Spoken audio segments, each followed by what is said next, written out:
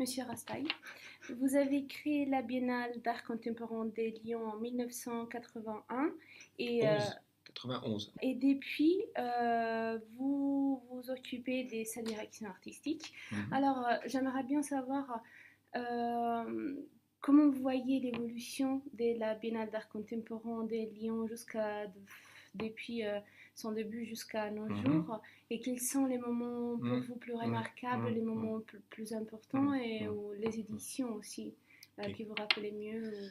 d'accord. La... donc moi, j'ai été appelé à Lyon il y a maintenant très longtemps, pour concevoir un musée d'art contemporain. Donc là, on est dans la fin des années 80, avec toute cette réflexion sur les nouveaux musées, le postmoderne, etc., etc.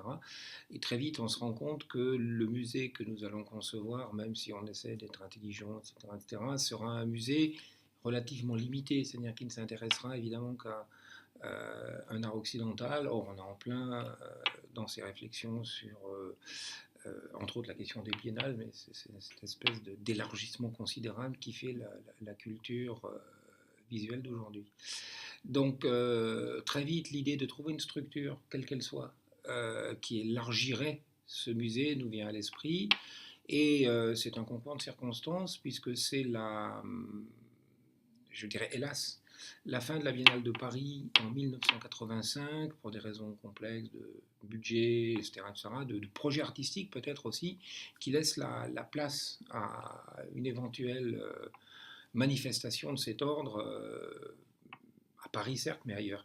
Et donc le concours de circonstances a fait qu'on s'est porté candidat, que la première biennale a donc eu lieu en 91, mais qu'il n'y avait pas auparavant dans le projet initial l'idée qu'il convenait absolument de concevoir une biennale pour, je dirais, élargir le propos muséographique. C'est que la structure était là, enfin elle était acceptable, elle existait dans les esprits des uns et des autres, et la connexion s'est faite de façon très harmonieuse entre la ville et l'État, qui était auparavant le financeur principal de la Biennale de Paris. Voilà, donc ça c'est l'histoire qui précède. La première a été extrêmement importante puisque pour le territoire, parce elle incarnait véritablement, elle matérialisait, je dirais, un projet qui semblait à l'époque gigantesque.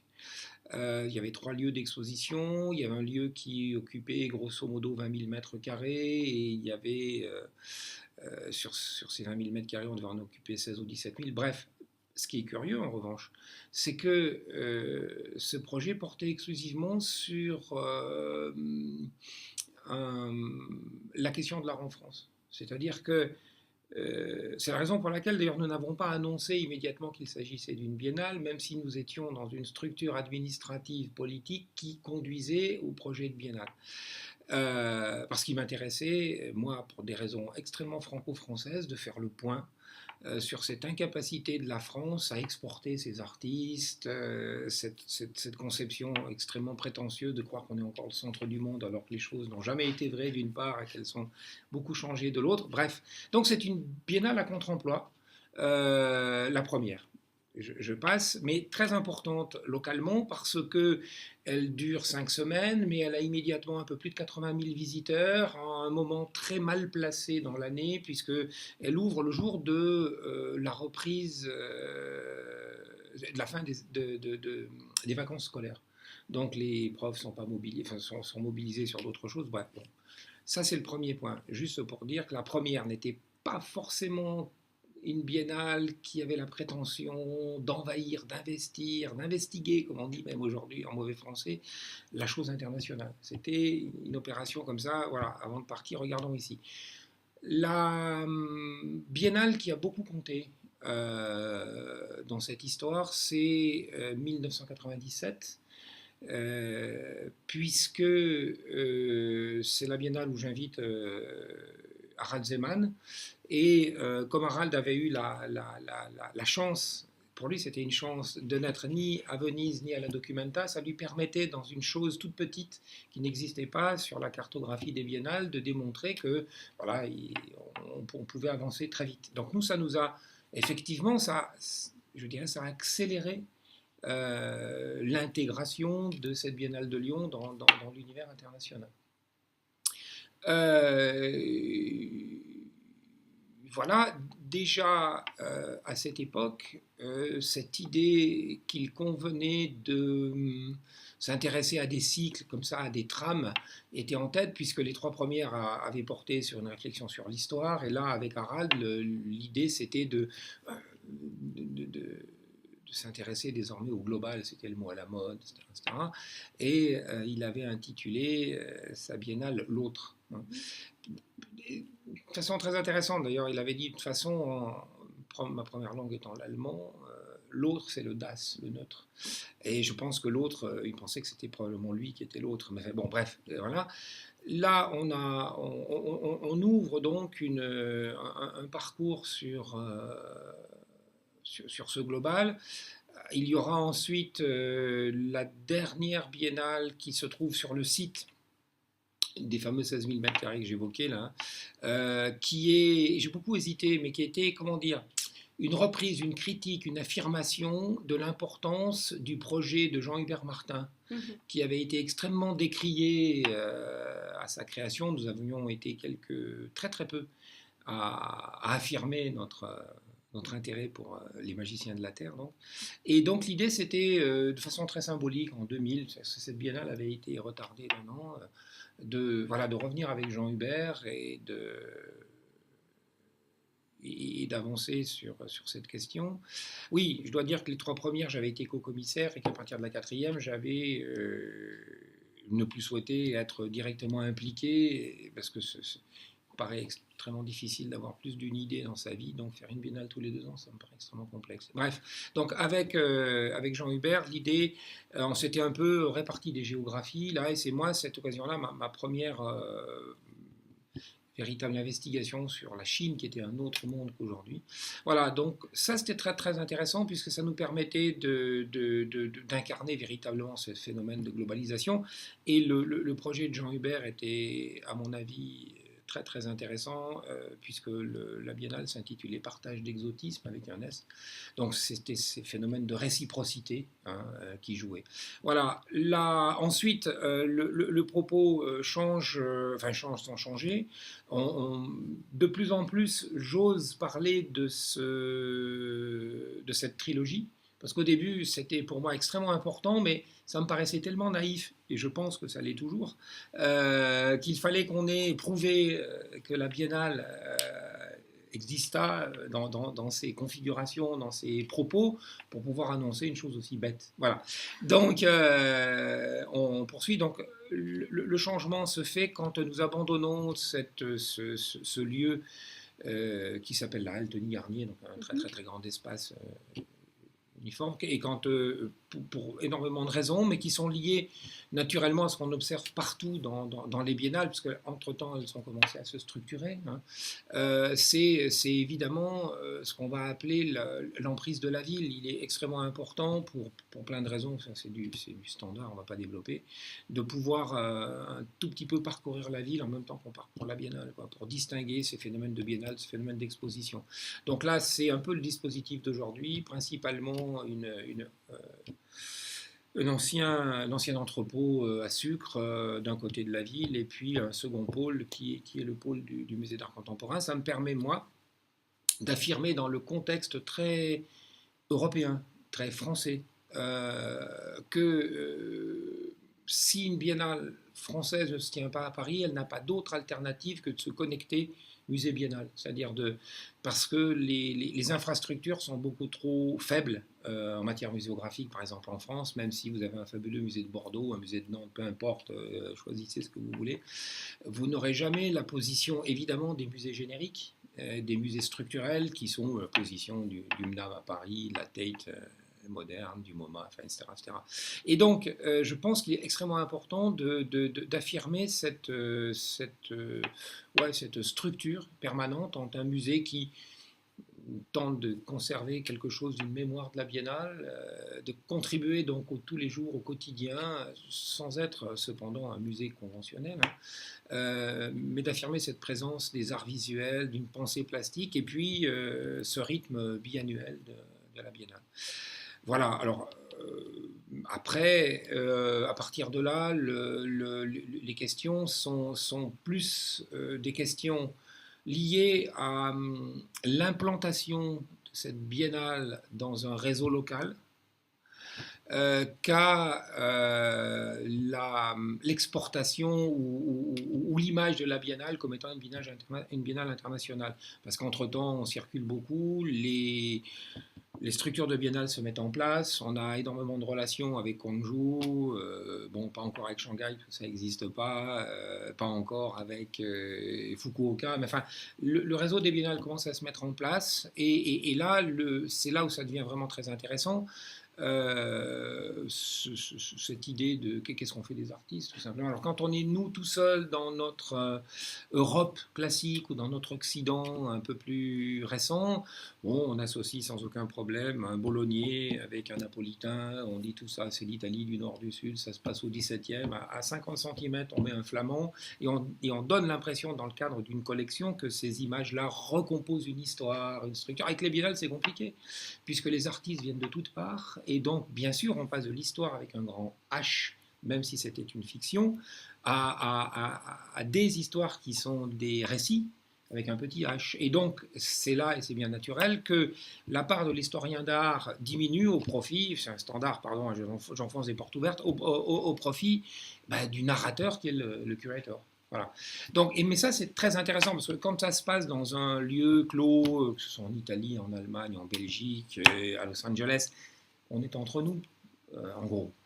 Quand l'intérêt, c'est de voir comment, au Moyen-Orient, les choses se passent, comment, dans un autre cadre culturel de la Chine, par exemple, Shanghai ou Singapour, hein, qui tente aujourd'hui de devenir le centre de l'Asie du Sud-Est, enfin tout ce qu'on laissait de côté, le Japon, et la Chine, ça c'est véritablement intéressant parce que de façon très concrète, sans mea culpa de l'Occident colonial, sans mesure d'autorité, le dialogue se produit d'œuvre à œuvre et la question des enracinements, des identités ou des aires culturelles ne se pose plus. Donc on vit vraiment une espèce de simultanéité qui, bien sûr, émane de plein d'histoires, mais qui crée surtout des histoires à venir.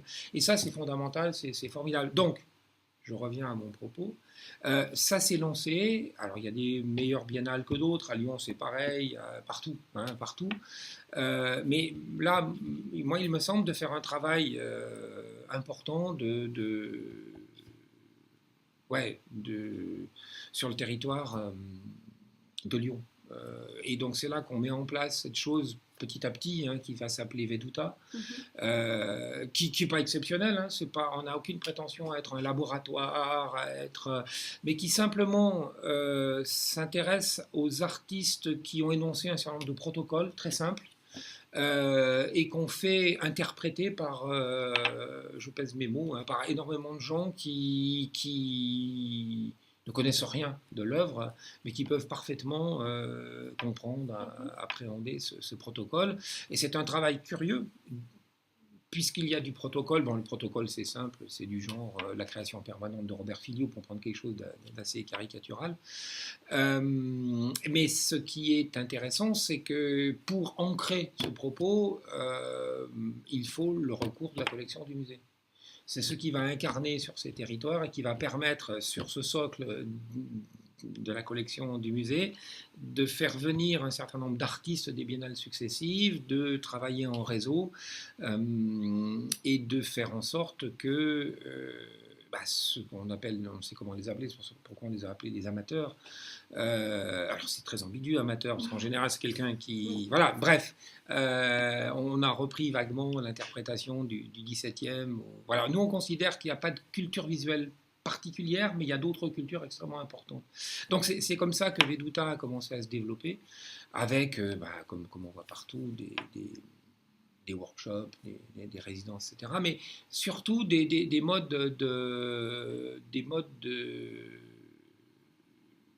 disons d'intervention pas du tout innovante, mais effective, c'est-à-dire la rencontre inopinée avec une œuvre d'art dans un abribus pendant 3 minutes, ou du porte-à-porte, ou des choses comme ça. C'est-à-dire utiliser des techniques du tous les jours, d'où enfin, essayer d'entrer dans une vie quotidienne comme ça, des interventions sur des marchés, enfin des choses, bon bref, on ne va pas faire le détail, mais ça, donc ça c'est très important. Puis simultanément, cette histoire de résonance, bon, c'est un espèce de réseau de projets associés, collatéraux, donc on trouve ça évidemment dans toutes les biennales.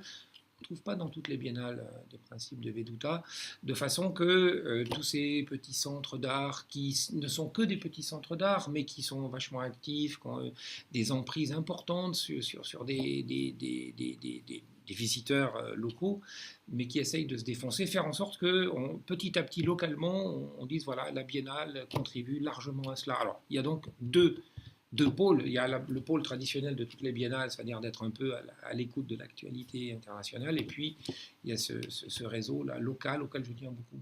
Quel est selon vous le sens d'une biennale aujourd'hui, notamment vis-à-vis de la production d'objets, euh, d- aussi d'objets d'art toujours majeurs? Alors, quel est le sens d'une biennale?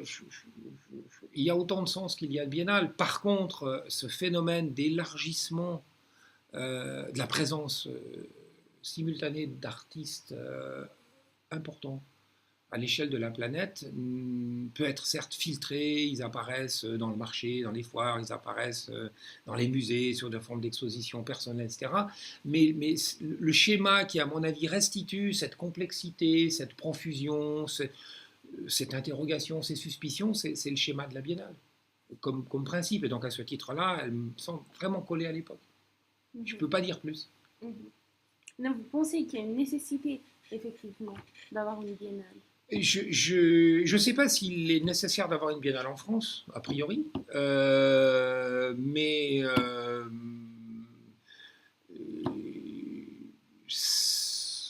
nos amis de Gwangju pensaient que c'était extrêmement important d'avoir une biennale en Corée. Alors pourquoi Gwangju, pas à Séoul? Après, ce sont des affaires d'opportunités, de personnes, de soutien financier, de politique. Tout ça n'est pas naïf. Bien sûr que ce sont des enjeux géostratégiques, géopolitiques. Il y a derrière des images. Il est clair que la Corée devait exister au plan culturel face aux monstres que sont la Chine d'une part, Singapour de l'autre, le Japon. Curieusement, le Japon n'a pas développé les biennales. Il était peut-être à ce point occidentalisé qu'il n'avait pas besoin d'apparaître comme tel, puis il apparaissait fort sur d'autres secteurs, hein, la littérature, mais aussi l'économie, tout ça, tout ça, tout ça, tout ça. Et donc les deux biennales japonaises, Fukuoka et Yokohama, Yokohama surtout qui a eu la prétention d'être une biennale internationale, sont arrivées un peu tardivement. Mais Gwangju, c'était pour Gwangju vital, pour plein de raisons, à la fois artistiques, culturelles, etc. Y a-t-il besoin d'une biennale à Berlin? J'en sais rien, je ne peux pas répondre pour eux. Y a-t-il besoin d'une biennale à Lyon, par Je exemple? pense qu'il y a besoin d'une biennale en France. Alors qu'elle soit à Lyon, à Bordeaux, ou à Toulouse, ou à Paris, peu importe. Ce qui compte, c'est qu'elle soit bonne. Et pourquoi pourquoi en 1959, Malraux, donc à une époque gaulliste, décide de créer une biennale à Paris, une biennale des jeunes? C'est parce que, évidemment, ça correspond à un contexte. Le contexte n'est pas celui d'une globalisation, il est celui simplement de la perte de vitesse de la vieille Europe et de Paris en particulier, qui croyait avoir été capitale mondiale. Bon, peut-être que Paris a été capitale mondiale un quart d'heure. Hein. Et donc cette idée, c'était de dire, face à des phénomènes de marché, face à des phénomènes d'image, face à des phénomènes de création, il faut que Paris regagne en vitalité, et donc d'où des jeunes.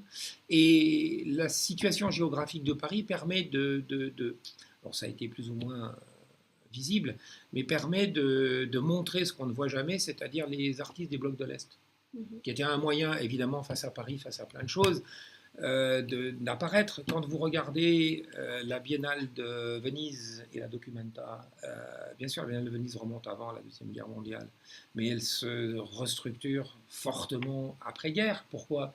Parce que la malchance de l'Italie, c'est d'avoir été dans le camp des vaincus, et que donc pour se redonner une bonne santé, c'est clair qu'il est important d'énoncer qu'on est non pas du côté des vainqueurs, mais du côté on oublie les conflits, c'est la réconciliation. La Documenta, c'est pareil, c'est l'Allemagne. Et il y a derrière des pensées qui sont inévitablement idéologiques. Donc, toutes les productions, tous les produits, tous les champs culturels, tous les films, enfin, tout ça est toujours lié à des contextes. Et donc, bien sûr, les biennales aussi.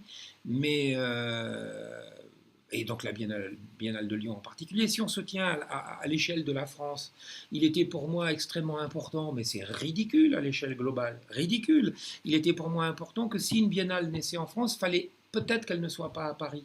Simplement pour dire que, ok, on a l'image caricaturale d'un pays complètement centralisé, vertical, Louis XIV-isé, je ne sais pas comment on dit.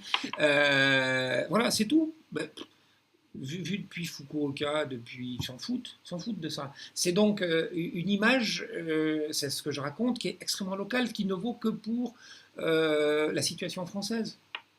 Pour le reste, que ce soit à Bordeaux, c'est une affaire de combien de temps, est-ce que j'ai un avion tous les quarts d'heure ou un train, c'est tout. Donc, en revanche, ensuite, il faut que la biennale tienne. Alors bon, elle tient par divers subterfuges. Hein. Des programmations au MoMA peuvent être formidables et puis un peu moins bonnes. Il y a des biennales excellentes, d'autres points que vous rencontrez. Je rencontre 95% des pros et des gens, je parle des pros qui vont à Venise et qui rentrent déçus et qui, toutes les 2 ans, retournent à Venise. Parce qu'ils ne peuvent pas s'en empêcher. Alors, ils sont déçus vraiment ou pas? Qu'est-ce qu'on raconte? Qu'est-ce qu'on dit? Pourquoi on y va si on est déçu? Bref. Pardon, là je sors dans une mauvaise sociologie, mais voilà, je pense que c'est extrêmement important qu'il y ait une biennale en France, simplement parce que cette toute petite histoire, qu'aujourd'hui, heureusement, on a un peu oublié, de ces 4 biennales, donc Allemagne, Italie, Paris et São Paulo, étaient vraiment 4 biennales, on va dire historiques, qui, à l'époque, correspondait merveilleusement au rythme de la création. Tous les 2 ans, c'était long. Et ça permettait de voir comme ça émerger d'un seul coup, non pas des générations, mais voilà, une réflexion. Ben, pourquoi São Paulo? C'est à créer une biennale. Ben, évidemment, c'était bien pour que le continent existe. Voilà. Et les relations entretenues entre l'Europe l'Europe et les États-Unis, entre l'Occident et eux, sont des relations vraiment formidables.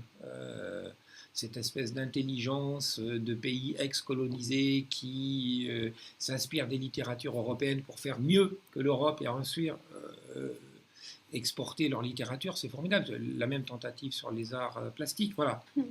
Et qu'est-ce que vous voyez dans le futur de cette biennale-là, en particulier, de la Biennale de Lyon? Comment est-ce qu'il ça va le se futur de... dérouler, oui, dans les prochaines années? J'ai aucune idée. J'espère une seule chose, c'est que la structure des biennales, en général, et donc à Lyon en particulier, vont se maintenir, que c'est quelque chose qui va se développer, mais ce n'est pas une affaire de la Biennale de Lyon. C'est une affaire du réseau des biennales, non pas de s'entendre pour collaborer, mais de réfléchir de mieux en mieux sur ces articulations, ces informations, ces passages, ces collaborations. Après, j'ai aucune idée de ce que ça va être. Absolument aucune idée. La différence entre une biennale et une institution, comme le MoMA, c'est qu'il y a peu de chances que le MoMA, on le ferme. Et ou le NAM ou la Tate, parce que c'est inscrit dans le marbre, il y a une tradition. C'est plus compliqué. Pour l'instant, Singapour défend sa biennale parce qu'elle est au centre d'un dispositif géographique, artistique, esthétique et de diffusion des savoirs et des cultures, parce qu'il y a une complète reconversion de la ville-État, qui nous dit que dans 5 ans, cette biennale à Singapour aura encore, enfin 5 ans, 6 ans, 7 ans, bref, aura encore une opportunité, une autorité. C'est prenons l'exemple il faut s'interroger juste sur cette chose-là. La première chose que fait l'Afrique du Sud pour apparaître au niveau international, et c'était évidemment légitime, c'est de créer une biennale. La biennale a eu 1,5 numéro. Où est l'erreur? C'était de faire une biennale ou de faire une biennale comme à New York? Je ne sais pas. Mais en tout cas, alors bon, je prends des exemples un peu lourds. En tout cas, elle n'a pas eu de futur. Donc mais je pense quand même que ce réseau des biennales, que cette structure qui va évidemment évoluer, qui va peut-être s'académiser, il a encore un bel avenir. On a assisté là depuis une quinzaine d'années à des tentatives de faire des biennales dans des camions, enfin de revoir. Mais ça, c'était les enjeux de curatoring, hein, à partir de bases très faibles. Il y avait un cube blanc, il fallait le défaire, il fallait rompre les continuités, etc., etc. Bon, dans la littérature, ça s'est fait il y a très très longtemps. C'est très bien, c'est fort bien. Je pense que les structures biennales vont se perdurer malgré tout. On verra. Je pense que dans 15 ans, il faudra que ça évolue sévèrement. Et là, jusque-là, ça me semble nécessaire.